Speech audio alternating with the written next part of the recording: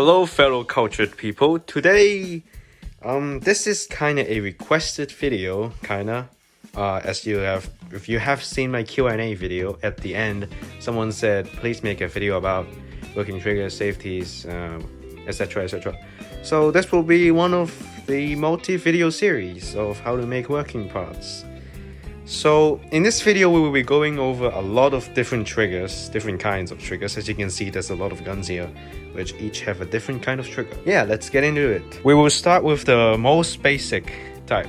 There's two types of triggers. One, an actual working trigger that's a separate part, like for example like this, or just a glued in trigger like these two, which there will be subcategories and etc.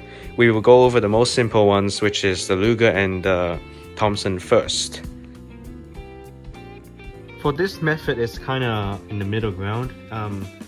This is a little less detailed but more fun because you can actually interact with it.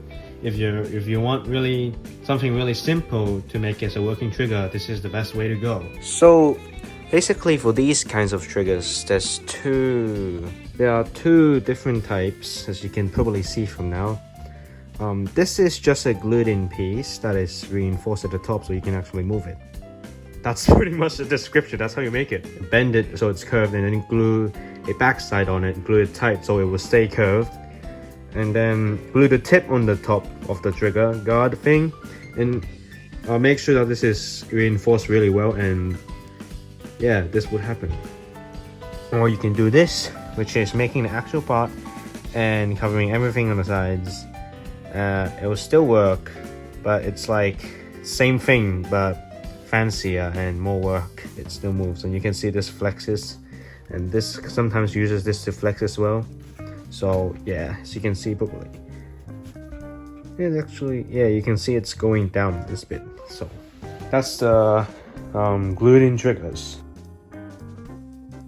This is the way to go if you want a little touch of detail on the trigger and you're just going to hang the gun on the wall and never play with it, because it won't work and it's really not that fun when you play with it. And this takes a little more time, it's more detailed but it's less fun. Yeah, if you really like detail and you're just going to hang the gun up the wall, then just do that. As my Benelli M4 is my first cardboard gun ever, so yeah, the trigger's pretty trash. But if you're not here for working trigger, just go to Magical Amazing channel and look at his how-to videos. Bye. Because this video is about working triggers. So now we got the easy stuff out of the way. Let's get into the complicated stuff. Let's get into the juice. So in this part, in this working trigger part, there's more subdivided content. There's rubber band triggers and spring triggers. So rubber band triggers, I'll start from the very bottom. So a bullpup rifle, these triggers are really hard to make, and also in these the small subcategories, but it doesn't really matter. It's pinned and non-pinned, which for these, the pins are inside the cardboard, which is really hard to fix if they break, so you have to make them strong. And for this one, you see the barrel's so low and it triggers. If you have a spring, you can shove it in here or something. If you have a rubber band like me, you have to find ways to get it linked to the back.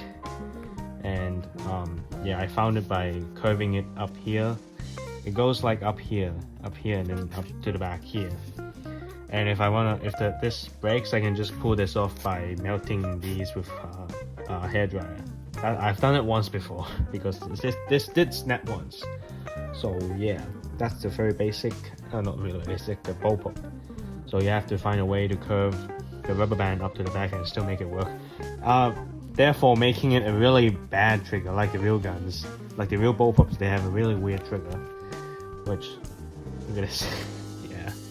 Next, this is just a normal AK trigger.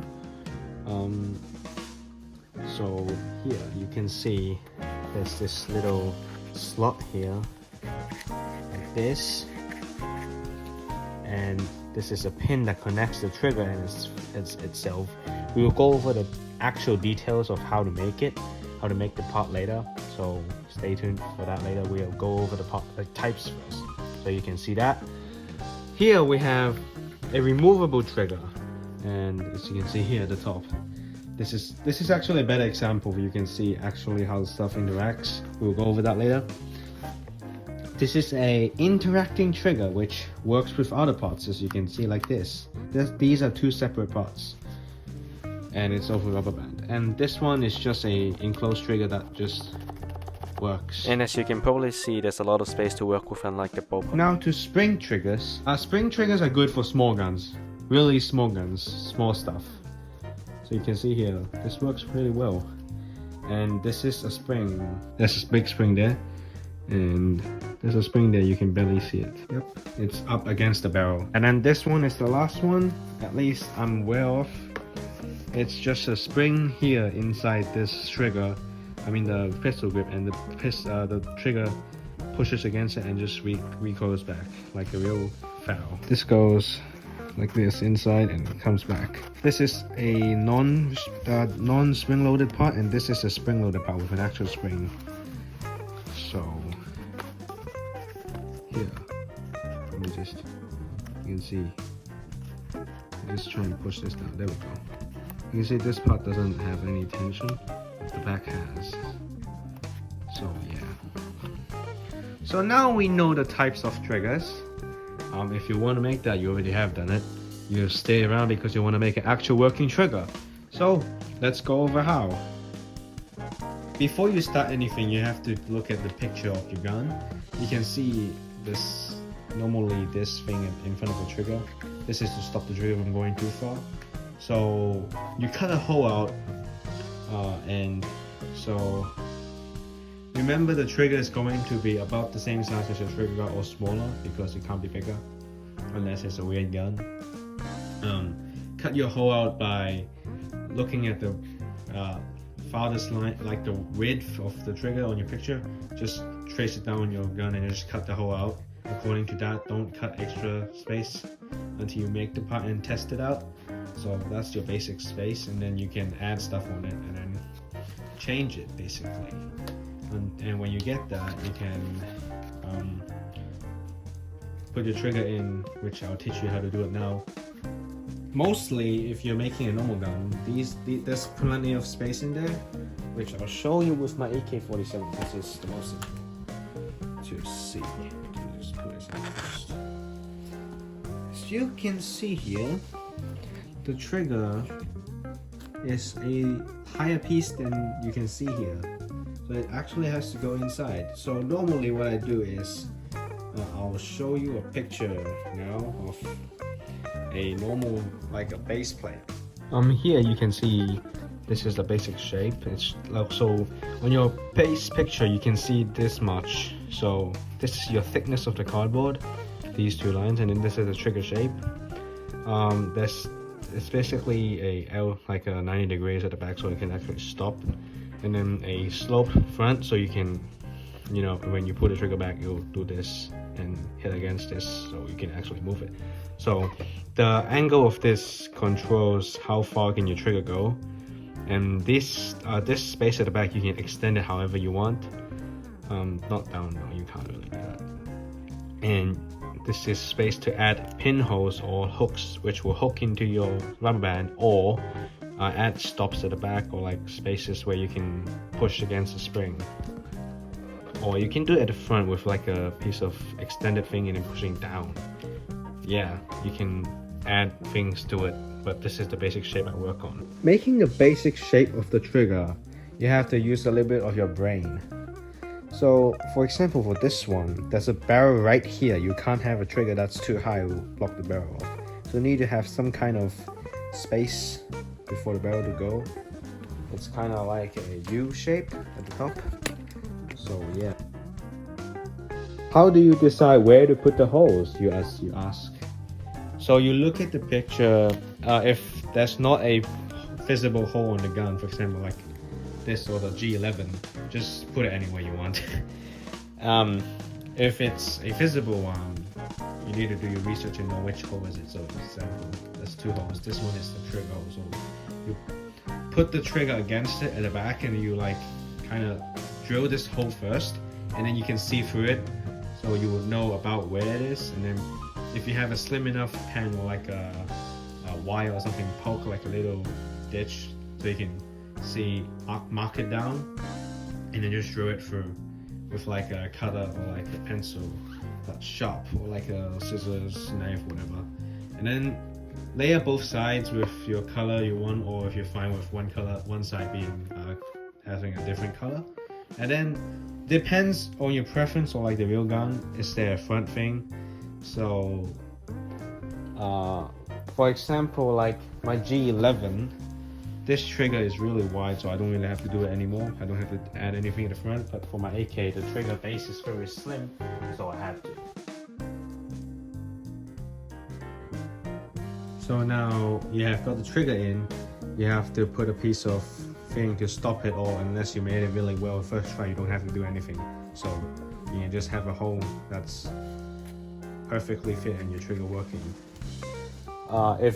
If your trigger is too far, you can either use the blocking method on the front, or just put something on the trigger on the bottom here that prevents it from pushing back up because it's blocked, like this one. Or just like as you have seen on my AK-74, you add a strip at the front of the triggers to stop it from going too far. For the hook, for the rubber band, it's really just trial and error. You have to guess it. Remember, if you are making a trigger, your rubber band should be going towards the back. If your trigger is here, your rubber band should be like this, so it will always like try and go to the front. Remember, it has to be low. Don't do it like this, otherwise it will just do this itself. Or if you want to do it to the front, you have to do, towards up, not down, because that's going to do this. And but for spring, it's just the opposite. This is your trigger, this is your spring here. This is going, if you do this, this will compress the spring. If you do this, this will pull the spring, which is wrong. So if you have a trigger here, you have a spring here at the front, you can do this and it will like compress the spring and it will work. Oh yeah, one extra thing I forgot to mention in the video. This is like how I make my wall for PP. So you put the spring against the back end of it, so it has to be behind the trigger and behind the pin as well itself, so that would compress when you pull it back and it will work as well. If it's like this, it's just a tube here with a spring in it and then a guide rod, just push it in. So don't use a spring that's too strong, and the push pin the bottom of the push pin should be smaller than the spring itself, like so the string can actually fit in the push pin. Experiment with it and use some try and error, guess it. That's pretty much it for normal triggers. Now we're going to go over special triggers like this one. This one is kind of complicated. You have to put two parts together and fix it again and again. Draw the parts out and see if they work. They look like they work. And then if they do, then just experiment with places you can put the rubber band in, or springs, of course. I use rubber band for this. And until you get it right, until you get it to work. So yeah, that's pretty much it. Trial and error, guessing and research. But I've given you the basics. You just have to extend that and make it better and suitable for your gun. That's the end of the video. If this video helped you, I hope it did. I don't really know if I've explained it well enough. I hope I did. And like the video if you did, subscribe to my channel with the bell on to see the next 3 videos when they come out, and comment down below something. I'll see you cultured people next time.